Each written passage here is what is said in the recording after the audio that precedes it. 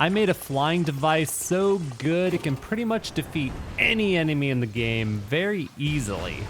So then I thought to myself, what if I tried using this on the final boss gauntlet?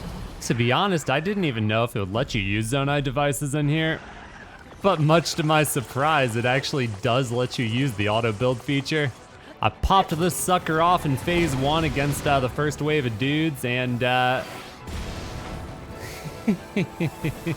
it was an absolute bloodbath. They couldn't do anything, they couldn't touch me. Yeah, it was pretty awesome.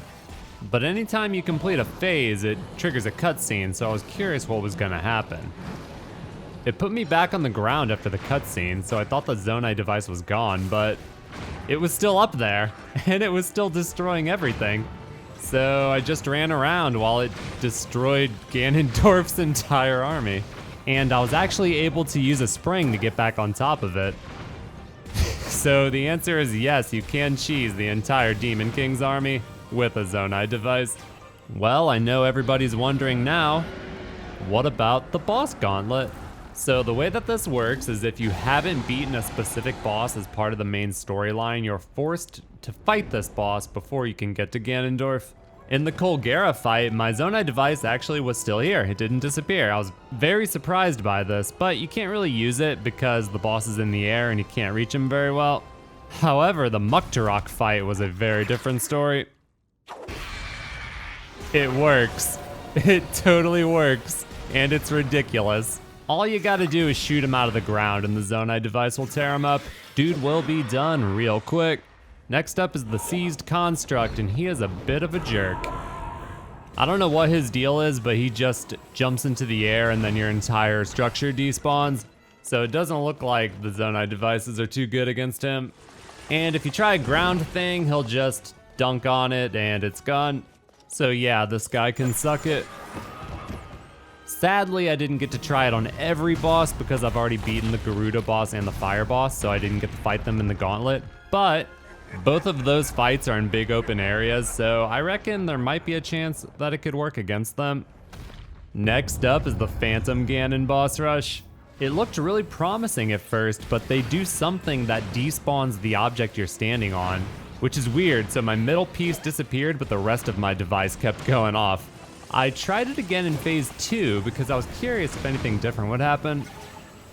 Weirdly enough, the same thing happened. The middle piece disappears, but the rest doesn't go anywhere.